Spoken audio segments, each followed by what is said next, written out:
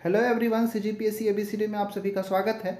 इस वीडियो के अंदर हम सामान्य विज्ञान के अंतर्गत भौतिकी, रसायन और जीव विज्ञान के 20 एमसीक्यू का प्रैक्टिस करेंगे।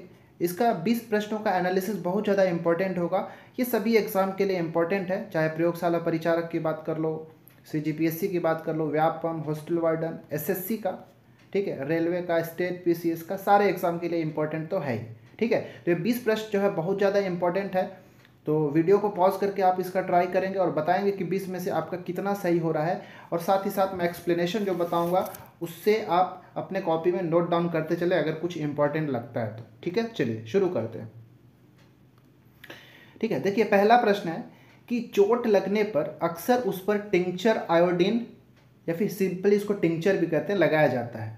यह अल्कोहल और आयोडीन का विलयन होता है। नीचे दिया गया कौन सा विकल्प जो है इसके बारे में सही है। ठीक है, आपने कई बार सुना उपयोग है। टिंक्चर आयोडीन क्या है? एक तरह का डेटोल ही तरह होता है, ठीक है, जिसका जो कि एक तरह का एंटीसेप्टिक है। ठीक है, जब कभी भी कहीं पे कट लग जाता है, कहीं घाव हो जाता है, स्क्रैच लग जाता है, तो उस घाव को, स्क्रैच को वायरस बैक्टीरिया से बचाने के लिए टिंक्चर आयोडीन या फिर डेटोल लगा देते हैं ताकि हमारा जो वो कटा हुआ जगह है वो सेफ रहे। ठीक है, इसलिए एंटीसेप्टिक की तरह वो काम करता है। तो टिंक्चर आयोडीन 2-3 चीज़ों से मिलकर बना होता है। उसमें क्या क्या होता है? अल्कोहल होता है, आयोडीन होता है और समटाइम्स पानी भी होता है। ठीक है, तो पानी, अल्कोहल और आयोडीन का मिक्सचर जो होता है वो टिंक्चर आयोडीन होता है। तो आपसे इसमें से पूछा है कि कौन सा विकल्प सही है। विलायक अल्कोहल होता है और विलेय आयोडीन होता है, विलायक आयोडीन होता है और विलेय अल्कोहल होता है, या फिर विलायक जल होता है, विलेय अल्कोहल और आयोडीन होता है, या फिर चौथा विलायक अल्कोहल और आयोडीन और विलेय जल होता है। इसमें से आपको बताना है कि कौन सा सही है। तो इसका right answer option number A है। ठीक है, याद रखिएगा। क्या होता है कि यहाँ पे 2 तरह का चीज़ होता है। एक विलेय होता है, विलेय को कहते हैं इंग्लिश में सॉल्यूट कहते हैं, और जो विलायक होता है उसको हम कहते हैं सॉल्वेंट। ठीक है, तो जिसमें घुल जाता है उसको हम सॉल्वेंट या विलायक कहते हैं, जो घुलता है उसे सॉल्यूट या विलेय कहते हैं। ठीक है, मतलब जो, जैसे कि मान लो एक गिलास है, ठीक है, इस गिलास में अल्कोहल भरा हुआ है। ठीक है, अल्कोहल और पानी का मिश्रण है, अल्कोहल पानी का मिश्रण है, तो ये जो मिश्रण हो गया ये विलायक हो गया। ठीक है, क्योंकि इसी में हमारा आयोडीन जो है वो मिला होगा। तो इस तरह का जो मिश्रण होता है उसी को हम टिंक्चर आयोडीन कहते हैं। आपको याद रखना है कि अल्कोहल, पानी और आयोडीन का मिक्सचर होता है। ठीक है, चलिए दूसरा प्रश्न है कि पीतल किन 2 धातुओं का मिश्रण होता है। इसे पुराने वीडियोस में मैंने एलॉय वाला में आपको बहुत अच्छे से पढ़ाया हूँ, मिश्र धातु में। तो पीतल किसका मिश्रण होता है? तांबा सीसा का, तांबा जस्ता का, तांबा टीन का, या फिर तांबा लोहा का? किसका मिश्रण होता है आपको बताना है। ठीक है, तो जो पीतल है उसको इंग्लिश में हम ब्रास कहते हैं। ठीक है, ये जो है तांबा और जस्ता का मिश्रण होता है। ठीक है, तांबा अर्थात कॉपर, जस्ता अर्थात जिंक। ठीक है, तो इन दोनों का मिश्रण जो होता है हमारा पीतल होता है। इसमें अगर देखेंगे तो कॉपर जो है ये 66% के बराबर होता है लगभग, और जिंक जो है वो 34% होता है। इन दोनों का मिश्रण जो है वही पीतल कहलाता है। ठीक है, चलिए तीसरा प्रश्न, एटमॉस शब्द का उपयोग सबसे पहले किसने किया था? एटमॉस, जो एटमॉस्फियर वाला जो शब्द है ना, एटमॉस्फियर, तो इसमें जो एटमॉस है इसका प्रयोग सबसे पहले किसने किया था? ल्यूसियस या फिर ल्यूक्रेशियस, डेमोक्रिटस या फिर इपिक्यूरस? किसने किया था? Right answer is option number C, Democritus ने सबसे पहले एटमॉस शब्द का प्रयोग किया था। ठीक है, तो हमने 3 प्रश्न देखा अभी तक। चलिए आगे देखते हैं। चौथा प्रश्न है कि कैनाल किरणों की खोज किसने किया था? ठीक है, जब आप एटॉमिक स्ट्रक्चर पढ़ेंगे तो आपको वहाँ पे अच्छे समझ में आएगा कि कैनाल किरणें क्या होती है। कैनाल किरणों से ही धनात्मक, मतलब कह लीजिए कि प्रोटॉन की खोज किया गया था। तो आप जब एटॉमिक स्ट्रक्चर पढ़ेंगे तो आपको बहुत क्लियर होता है। ठीक है, तो कैनाल किरणों की खोज किसने किया था? जे थॉम्सन, गोल्डस्टीन, रदरफोर्ड या फिर निल्स बोर? किसने किया था? तो इसका जो सही आंसर है ऑप्शन नंबर बी। ठीक है, गोल्डस्टीन ने ही कैनाल किरणों की खोज की थी, और यहीं पर गोल्डस्टीन ने प्रोटॉन की भी खोज की थी। तो अगर आपसे पूछता है कि प्रोटॉन की खोज किसने किया था? गोल्डस्टीन ने किया था, कैनाल किरणों का ही प्रयोग करके। ठीक है, और जो जे थॉम्सन है उन्होंने इलेक्ट्रॉन का खोज किया था। ठीक है, रदरफोर्ड है, इन्होंने न्यूक्लियस की खोज किया था। ठीक है, किसी भी एटम का जो नाभिक होता है, ठीक है, जो न्यूक्लियस होता है उसका खोज किसने किया था? रदरफोर्ड ने किया था। एटॉमिक स्ट्रक्चर का जब मॉडल इन्होंने दिया था तो उस समय बताया था साथ ही साथ जो रदरफोर्ड है उनको अल्फा बीटा जो किरणें होती हैं इनके खोज का भी श्रेय जो है इनको जाता है, ठीक है ना। और नील्स बोर का भी एटॉमिक स्ट्रक्चर होता है। ये सब तो हम बाकी डिटेल्ड वीडियो में अच्छे से पढ़ा जा सकता है, ठीक है। चलिए, तो यहाँ पे आंसर आप सभी को शायद पता चल गया होगा, ठीक है। तो इलेक्ट्रॉन की खोज किसने, जे थॉमसन ने। प्रोटॉन की खोज गोल्डस्टीन ने किया था, ठीक है। कोई कमेंट करके बताइए कि जो न्यूट्रॉन होता है, ठीक है, न्यूट्रॉन की खोज किसने किया था, एक कमेंट करके बताएंगे, ठीक है। पांचवा प्रश्न है, किसी तत्व के प्रतीक चिन्ह के चारों ओर कुछ बिंदु दर्शाए गए हैं, यदि इन बिंदुओं की संख्या 4 है तो यह क्या इंगित करता है, ठीक है। जब आपने कई बार से केमिस्ट्री पढ़ा होगा तो जैसे मैं एग्जांपल के लिखता हूँ सोडियम, ठीक है। तो सोडियम के बाहर एक बिंदु आपको देखने को मिलेगा। ऑक्सीजन अगर हो तो ऑक्सीजन के बाहर में 4 बिंदु देखने को मिलेगा। तो ये क्या रिप्रेजेंट करता है, आपसे ये पूछा गया, ठीक है। तो जब भी इस तरह से कहीं भी प्रदर्शित किया जाए तो वो जो है वो इलेक्ट्रॉनिक ही उसके बाह्यतम कोश में जो इलेक्ट्रॉन होते हैं उसकी संख्या को ये प्रदर्शित करता है, ठीक है। तो ये हमारा ऑप्शन नंबर डी राइट हो जाएगा। उस तत्व के परमाणु के बाह्यतम कोश में 4 इलेक्ट्रॉन है, ये बताएगा। समझाता हूँ क्या है। जैसे ऑक्सीजन है, ऑक्सीजन का एटॉमिक नंबर परमाणु क्रमांक 6 होता है। तो जब इसका इलेक्ट्रॉनिक विन्यास निकालते हैं तो सबसे पहले पहला जो कोश होता है उसमें 2 इलेक्ट्रॉन भरा जाता है और दूसरे नंबर पे 4 भरा जाएगा, ठीक है। तो इस प्रकार हम उसको भर देंगे। तो जैसे इसका जब हम मॉडल बनाएंगे, ठीक है, तो जैसे ये मान लो न्यूक्लियस है, ये जो पहला कोश हुआ बाहर इसमें 2 इलेक्ट्रॉन भर दिए और जो दूसरा कोश हुआ उसमें ये वाला 4 इलेक्ट्रॉन को भर दिया जाता है, ठीक है। तो इससे क्या पता चला कि ऑक्सीजन के बाह्यतम कोश में 4 इलेक्ट्रॉन हो गया। तो इसी चीज़ को ये रिप्रेजेंट करता है। सोडियम का इसी तरह इलेक्ट्रॉनिक विन्यास करेंगे तो बाहर में 1 इलेक्ट्रॉन बचता है। मतलब किसी भी प्रतीक चिन्ह का, किसी तत्व का प्रतीक चिन्ह लिख के उसके अगर बाहर में जितने इलेक्ट्रॉन रखे जाते हैं वो जो है बाह्यतम कोश में उपस्थित इलेक्ट्रॉन की संख्या को इंगित करता है, ठीक है। इसका आंसर ऑप्शन नंबर डी हो जाएगा। 6वां प्रश्न है जो कि बहुत ज़्यादा इंपॉर्टेंट है। अभी मैं आपको इलेक्ट्रॉनिक विन्यास निकालना सिखाऊंगा। परमाणु विन्यास कैसे होगा। क्लोरीन का परमाणु विन्यास क्या होगा। देखिए, क्लोरीन का जो संकेत होता है, सिंबल होता है, Cl होता है, ये पहला चीज़। क्लोरीन का परमाणु क्रमांक जो होता है 17 होता है, ये दूसरा चीज़। अब जो इलेक्ट्रॉनिक विन्यास निकालते कैसे हैं वो मैं बताता हूँ। तो इलेक्ट्रॉनिक विन्यास निकालने के लिए हमको सबसे पहले एक फॉर्मूला याद होना चाहिए, 2n²। याद नहीं होना चाहिए, ये बस ऐसे होता है। ये 2n² ये बताता है कि कौन से कोश में कितना इलेक्ट्रॉन भरा जाएगा। ये n जो होता है ना, कोशों की संख्या, ठीक है, या फिर नंबर ऑफ ऑर्बिट को रिप्रेजेंट करता है, कोश संख्या बताता है।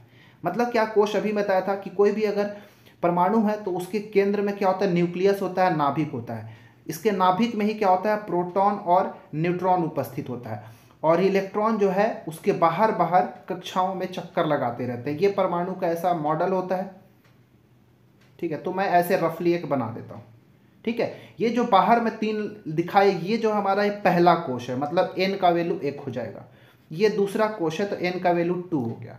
ये तीसरा कोश है जो n की वैल्यू 3 को रिप्रेजेंट करता है, ठीक है। ये क्या है, न्यूक्लियस है, नाभिक है, जहाँ पे न्यूट्रॉन और प्रोटॉन उपस्थित रहता है और बाकी जो बाहरी साइड एक कक्षाएं दिख रही हैं, ठीक है, उसमें इलेक्ट्रॉन चक्कर लगाता है और इलेक्ट्रॉन को ही हमको बताना है कि कौन से कोश में कितना हो। तो ये फॉर्मूला का यूज़ किया जाता है, 2n²।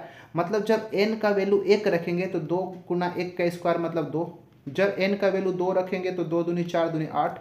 जब n का वैल्यू 3 रखेंगे तो 3 का स्क्वायर 9 दूनी 18। ऐसे 2 8 18 32 50 ऐसे संख्याएं भरी जाती है, ठीक है। मतलब ये जो अंदर में आप कोश देख रहे हैं, जो सबसे पहला वाला, इसमें 2 इलेक्ट्रॉन ही भरे जा सकते हैं मैक्सिमम। उसके बाद कितना, दूसरा जो कोश है उसमें 8 इलेक्ट्रॉन मैक्सिमम भरे जा सकते हैं, ठीक है। तो मैं ऐसे भर दे रहा हूँ। तो सबसे पहले 2, फिर 8, ठीक है, फिर इसके बाहर भरेंगे तो फिर 18 भरा जा सकता है, ठीक है। ये ऑर्डर में हमको भरना है। अब बताना है कि क्लोरीन में कैसे भरोगे, ठीक है। तो क्लोरीन में इलेक्ट्रॉनों की संख्या कितनी है, 17। तो सबसे पहले आप क्या करोगे, सबसे पहले तो ये परमाणु संख्या पता है तो आप जोड़ के देख लीजिए। जैसे 2 8 8 16 या 2 18, ये तो होगा ही नहीं क्योंकि क्लोरीन में 17 ही होता है। यहाँ पे जाएंगे तो 8 7 15 2 17 ये हो सकता है। यहाँ पे गए तो 4 2 6 4 10 7 17 ये भी हो सकता है। 13 4 17 2 19 ये होगा ही नहीं। इन दोनों में से कोई एक है। अब देखिए मैं क्या बताया कि सबसे पहला 2 इलेक्ट्रॉन भरा जाएगा। तो 2 इलेक्ट्रॉन यहाँ भी है, 2 इलेक्ट्रॉन यहाँ भी है, तो 17 में 2 घटा दिए तो अभी भी 15 बचा हुआ है। तो दूसरे वाले जो कक्षा होगा उसमें 8 इलेक्ट्रॉन भरा जा सकता है, लेकिन यहाँ पे 4 दिया है तो ये वाला गलत हो जाएगा, ये वाला ही हमारा सही है।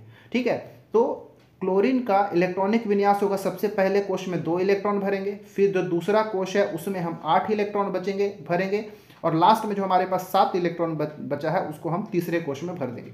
तो ये हमारा इलेक्ट्रॉनिक विन्यास हो गया क्लोरीन का। ऐसे ही सबका बनाया जाता है। 7वां प्रश्न है, सोडियम सल्फेट Na2SO4 में सल्फेट की संयोजकता कितनी होती है? संयोजकता को इंग्लिश में हम वैलेंसी कहते हैं। ठीक है, अब बताता हूँ कि कैसे निकाला जाता है। फॉर्मूला को देख के हम कैसे संयोजकता बता सकते हैं। तो ये हमारा Na2SO4 ये है। यहाँ पे 2 चीज़ है, एक सोडियम है, सोडियम एक धनात्मक आयन होता है, और एक है सल्फेट आयन। ठीक है ना, याद रखिएगा। सल्फेट आयन, अब किसका, ये दोनों का संयोजकता कैसे निकाला जाता है यहाँ से देख के भी आप बता सकते हो।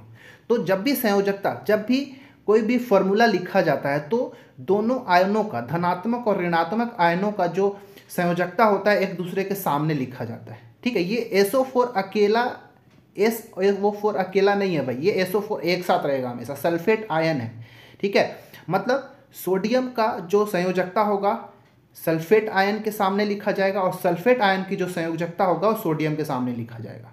ठीक है, अब देखिएगा, जैसे यहाँ पे देखेंगे तो सोडियम के सामने यहाँ पे 2 लिखा गया है। ठीक है, और SO4 तो एक साथ रहता है, मतलब इसके सामने कुछ नहीं है, मतलब समझ लीजिए 1। तो सोडियम का संयोजकता क्या हो गया, 1 हो गया। ठीक है, और सल्फेट आयन जो है इसका संयोजकता क्या हो गया, 2, क्योंकि एक दूसरे की संयोजकता को इंटरचेंज करके लिखा जाता है।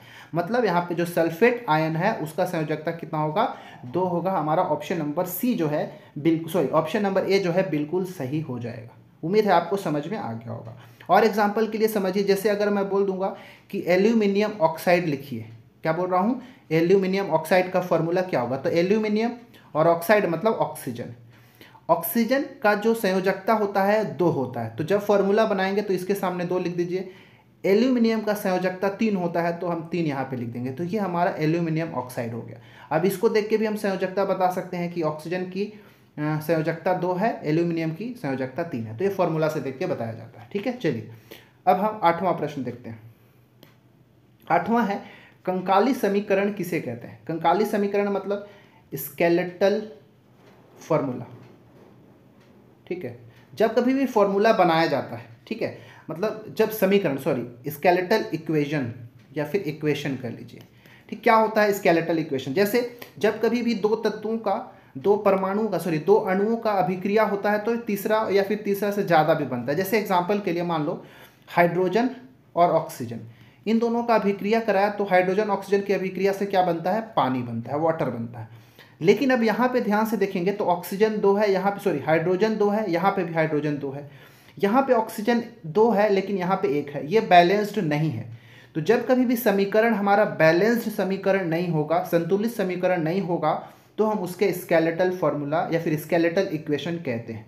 मतलब यहाँ पे हमारा राइट हो जाएगा ऑप्शन नंबर बी, वह समीकरण जो संतुलित नहीं किया गया है उसे ही हम क्या कहते हैं, स्केलेटल फॉर्मूला।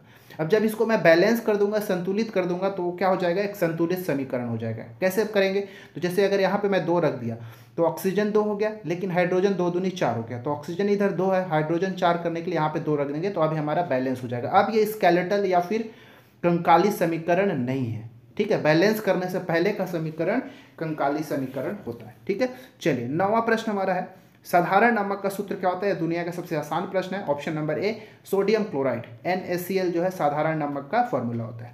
ठीक है, कोई कमेंट करके बताएगा कि जो खाने का सोडा होता है, ठीक है, खाने का सोडा का फॉर्मूला क्या होता है, और कपड़ा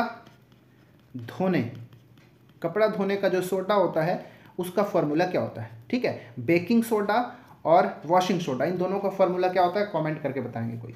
10वां प्रश्न है, समायवयता क्यों उत्पन्न होता है? समायवयता को हम इंग्लिश में आइसोमर कहते हैं। ठीक है, और समायवयता बनाने की प्रक्रिया को हम आइसोमेरिज्म कहते हैं। देखिए समायवयता क्या होता है, एक्चुअली क्या होता है, समायवयता का मतलब क्या होता है, जिसमें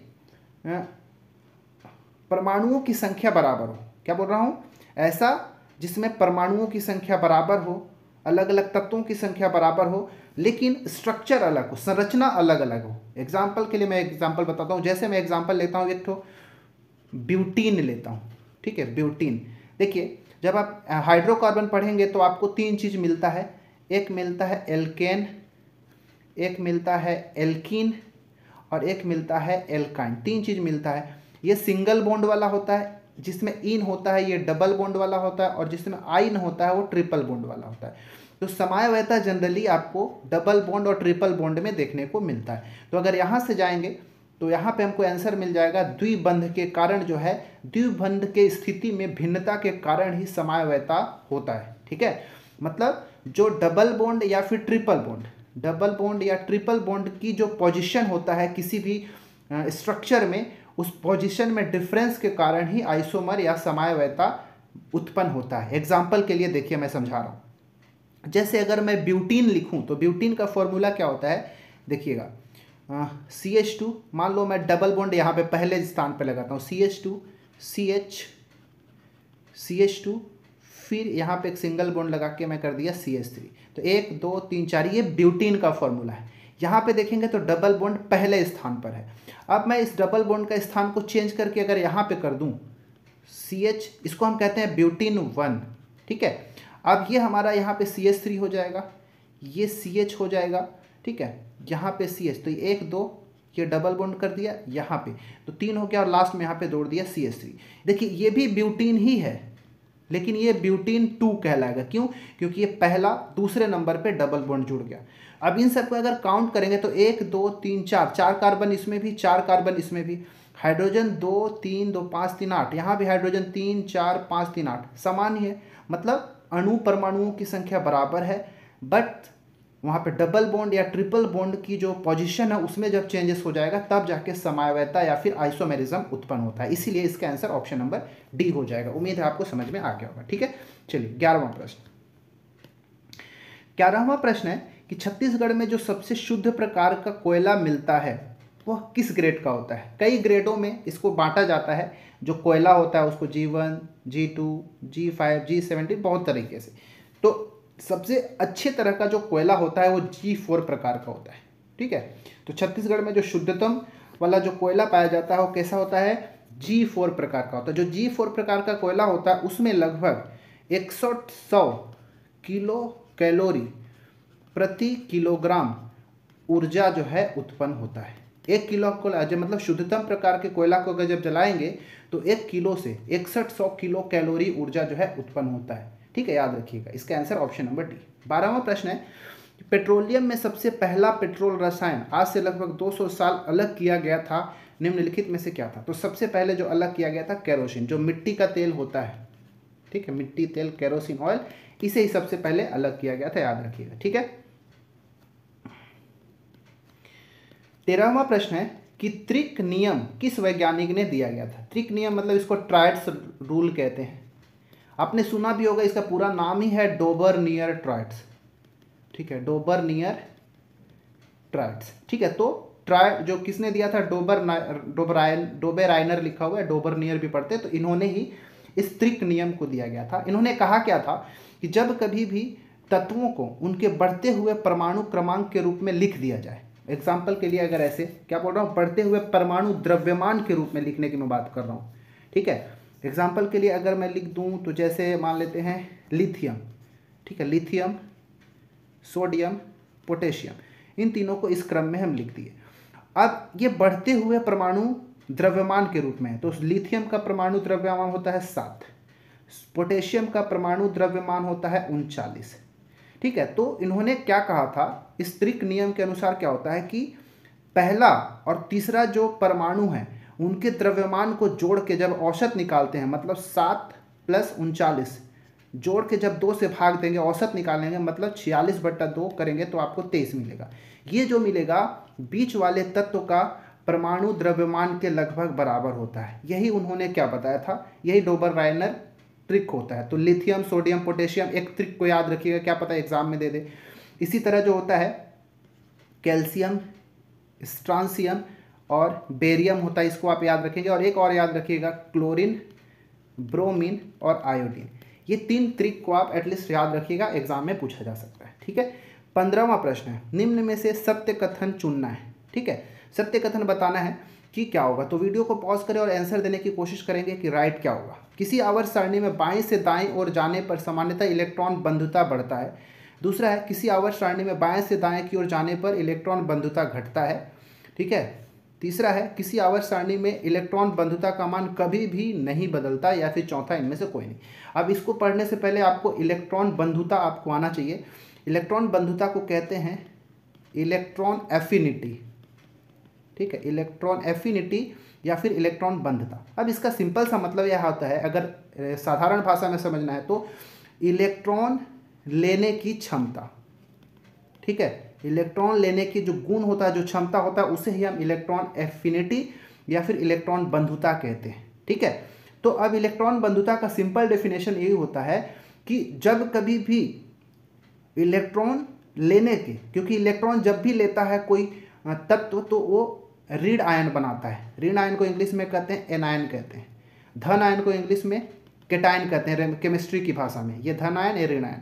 तो जब कोई न्यूट्रल एटम उदासीन तत्व जब इलेक्ट्रॉन लेकर एन आयन अर्थात ऋण आयन बनाने से जो ऊर्जा मुक्त होता है उसे ही हम इलेक्ट्रॉन बंधुता कहते हैं। तो जब कभी भी किसी भी आवर्त में बाएं से दाएं की ओर बढ़ेंगे ना, तो जो जितने भी तत्व होते हैं उनका आकार छोटा होते जाता है, जिसके कारण वो उनका इलेक्ट्रॉन लेने की प्रवृत्ति जो है बढ़ती जाती है, इलेक्ट्रॉन लेने का गुण बढ़ता जाता है। इसीलिए इलेक्ट्रॉन बंधुता का गुण भी बढ़ता हुआ दिखाई देता है। इसीलिए आंसर ऑप्शन नंबर ए हो जाएगा। ठीक है, कि बाएं से दाएं की ओर जब जाते हैं तो इलेक्ट्रॉन बंधुता का मान क्या होता है, बढ़ते जाता है। ठीक है, 15 प्रश्न हमने देख लिया। 16वां प्रश्न है कि जब धातुएं जल के साथ अभिक्रिया करती हैं तो निम्न में से कौन सी गैस उत्पन्न होती है। बहुत इंपॉर्टेंट क्वेश्चन है। देखिए, एक चीज को आप गांठ बांध के लिख लीजिए कि जब भी किसी धातु का जल के साथ अभिक्रिया कराएंगे तो हमेशा हाइड्रोजन गैस ही मुक्त होता है। ठीक है, हाइड्रोजन गैस मुक्त होता है। एग्जाम्पल के लिए मैं आपको समझाता हूं, एक एग्जाम्पल लेके आपको समझा देते हैं। जैसे सोडियम ले लेते हैं। ठीक है, सोडियम क्या है, एक धातु है। इसको जब पानी के साथ अभिक्रिया कराएंगे तो क्या बनेगा, सोडियम हाइड्रोक्साइड बनेगा। क्या बनेगा, सोडियम हाइड्रोक्साइड बनता है। कई बार से कुछ ऐसे धातु हैं जो हाइड्रोक्साइड बनाते हैं, कुछ ऐसे धातु केवल ऑक्साइड बना देते हैं। तो सोडियम जो है जल के साथ क्रिया करके सोडियम हाइड्रोक्साइड बनाएगा और हाइड्रोजन गैस रिलीज होता है। आपने कई बार एक्सपेरिमेंट में देखा भी होगा कि जब सोडियम को पानी में डालते हैं तो एक धमाका होता है जोर का। ठीक है, वो धमाका इसलिए होता है क्योंकि ये जो अभिक्रिया है उष्माक्षेपी अभिक्रिया है, एक्सोथर्मिक। ठीक है, एक्सोथर्मिक रिएक्शन होता है, उष्माक्षेपी अभिक्रिया है। ठीक है, तो हाइड्रोजन गैस रिलीज होता है। ठीक है, ऑप्शन नंबर ए राइट हो जाएगा। ऑक्सीजन नहीं, कार्बन डाइऑक्साइड नहीं, इसमें तो कार्बन है ही नहीं कहीं पे, तो कार्बन डाइऑक्साइड तो रिलीज होगा नहीं, मीथेन तो होगा ही नहीं। ऑप्शन नंबर ए बिल्कुल सही हो जाएगा। ठीक है, 17वां प्रश्न, हाइड्रोजन की खोज किसने किया था। यह बहुत इंपॉर्टेंट और आसान प्रश्न है। हाइड्रोजन की खोज कैवेंडिश ने किया था। ऑप्शन नंबर सी हमारा राइट हो जाएगा। गोल्डस्टीन की क्या प्रोटॉन की खोज किया था, मैं तो पहले भी बता चुका। ठीक है, चलिए 18वां प्रश्न, मिथाइलेटेड स्पिरिट। मिथाइलेटेड स्पिरिट क्या होता है। एथेनॉल, मिथेनॉल और एक रंजक होता है। मेथेनॉल, प्रोपेनॉल होता है। बिना किसी रंजक के एथेनॉल और मेथेनॉल होता है, इथेनॉल और प्रोपेनॉल होता है। देखिए, जो पेंट करने वाले जो आते हैं ना, पेंट करने वाले जो पेंट्स आते हैं जिसको डाई कहते हैं, रंजक मतलब डाइस होता है, तो उसमें जनरली एथेनॉल का बना होता है। क्या होता है, एथेनॉल का बना होता है। एथेनॉल का फॉर्मूला C2H5OH होता है। मिथेनॉल का फॉर्मूला CH3OH होता है। ठीक है, ये मिथेनॉल है और ये एथेनॉल है। ये एथेनॉल वही है जो दारू कहते हैं, जिसको पीने के लिए लोग अल्कोहल की तरह यूज़ करते हैं। और मैंने क्या बताया कि जो रंजक होता है, जो डाइज होते हैं, जो पेंट होता है, उसमें ये मिथेनॉल होता है। ठीक है, इसको अलग से भी स्पिरिट की तरह मिलाया जा सकता है घोल के और पेंट करने के लिए। लेकिन अगर ये अकेला रहेगा तो लोग क्या करेंगे, इसका मिसयूज़ करेंगे, लोग पी लेंगे। ठीक है, तो अब क्या हो जाएगा, अब क्योंकि सब लोग पिएंगे, इसको पीने से बचाने के लिए क्या होता है, इसमें मिथाइल जो है, मिथेनॉल जो है जोड़ दिया जाता है। CH3OH मिथेनॉल है, इसको भी इसके साथ जोड़ दिया जाता है। इसी को हम मिथाइलेटेड स्पिरिट कहते हैं। ठीक है, तो इथेनॉल, मिथेनॉल और एक रंजक का जो मिश्रण होता है उसी को हम मिथाइलेटेड स्पिरिट कहते हैं। ठीक है, जो मिथेनॉल है ये, इसको कास्ट स्पिरिट भी कहते हैं, याद रखिएगा। 19वां प्रश्न आज का कि इसमें से कौन सा प्रोटोजोआ कालाजार रोग का कारक होता है। ठीक है, कालाजार जो रोग है वह कौन से, पहली बात तो ये कि कालाजार किसके कारण होता है, प्रोटोजोआ के कारण होता है। लेकिन कौन सा प्रोटोजोआ, ट्रिपनोसोमा, लेशमानिया, स्टेफाइलोकोकाई या फिर एस्केरिस लुब्रियाकॉइडिस, किसके द्वारा होता है। तो कालाजार जो है लेशमानिया प्रोटोजोआ के कारण होता है, पहली बात। ठीक है, क्या बोल रहा हूँ कि लेशमानिया प्रोटोजोआ के कारण कालाजार होता है। कालाजार से जो प्रभावित अंग है, ठीक है, जो प्रभावित अंग होता है वो अस्थि मज्जा होता है। ठीक है, अस्थि मज्जा, जिसको इंग्लिश में बोन मैरो कहते हैं। ठीक है, बोन मैरो जो है इससे प्रभावित होता है जब कभी भी कालाजार हो जाता है। तो ठीक है, याद रखिएगा। कोई कमेंट करके बताओ कि मलेरिया जो है, ठीक है, मलेरिया भी क्या होता है, ये प्रोटोजोआ। प्रोटोजोआ का मतलब परजीवी होता है, सिंपल सा बात है, कंफ्यूजन नहीं होना। प्रोटोजोआ मतलब परजीवी। तो मलेरिया कौन से परजीवी के कारण होता है, तो ये होता है प्लाज्मोडियम के कारण होता है। ठीक है, ये किसके कारण, प्लाज्मोडियम के कारण होता है। अच्छा, मलेरिया का अगर मैं पूछ दूं कि वाहक कौन होता है, तो मादा मच्छर जो होती है, एनोफ्लिस। ठीक है, मादा एनोफ्लिस जो मच्छर होती है वो मलेरिया का वाहक होता है। और मलेरिया से प्रभावित अंग कौन कौन सा होता है, तो प्लीहा। प्लीहा आपने सुना होगा, जिसको हम इंग्लिश में स्प्लीन कहते हैं, स्प्लीन यानी कि प्लीहा। और साथ ही साथ जो आरबीसी होगा, रेड ब्लड कार्पोसेल्स या फिर रेड ब्लड सेल जो होता है वो प्रभावित होता है। तो ये सब इंपॉर्टेंट है, ये सब टॉपिक को आप पढ़ें, क्वेश्चन कहीं ना कहीं यहीं से मिलेगा। 20वां और लास्ट प्रश्न है, इनमें से किन वैज्ञानिकों ने पेप्टिक अल्सर का एक एंटीबायोटिक तैयार किया था। तो जिन्होंने, इसका आंसर हालांकि ये मार्शल और वॉरेन है, ऑप्शन नंबर बी। ठीक है, इन्होंने ही पेप्टिक अल्सर का जो रोग होता है, बीमारी होता है, ये कहाँ होता है, स्टमक के अंदर होता है। ठीक है, हाइड्रोक्लोरिक अम्ल जो मैं इससे पहले के वीडियो में बताया, हाइड्रोक्लोरिक एसिड जब ज़्यादा मात्रा में बनने लगता है तो हमारा जो स्टमक का जो इनर लाइनिंग होता है, जो आंतरिक दीवार होता है, उसका क्षय होने लगता है, उसमें छिद्र होने लगता है, उसी को हम पेप्टिक अल्सर कहते हैं। तो इसका खोज मार्शल और वॉरेन ने किया था, बाद में इन्हें नोबेल प्राइज भी आई थिंक दिया गया था। ठीक है, तो इसका आंसर ऑप्शन नंबर बी हो जाएगा। तो इस प्रकार हमने 20 महत्वपूर्ण प्रश्नों का यहाँ पे एनालिसिस किया। कैसा लगा आप कमेंट करके जरूर बताएं। बहुत ही अच्छे अच्छे प्रश्न मैं आपके लिए ला रहा हूँ ताकि एक्सप्लेनेशन के माध्यम से आपका ज़्यादा से ज़्यादा तैयारी करा सकूँ। ठीक है, अगर आप चैनल में नए हैं तो सब्सक्राइब करें चैनल को, लाइक करें वीडियो अगर अच्छा लगता है, और हमारा जो टेलीग्राम चैनल है उसे ज़रूर ज्वाइन कर लें। मिलते हैं अगले वीडियो में। इस वीडियो में इतना ही, तब तक के लिए धन्यवाद।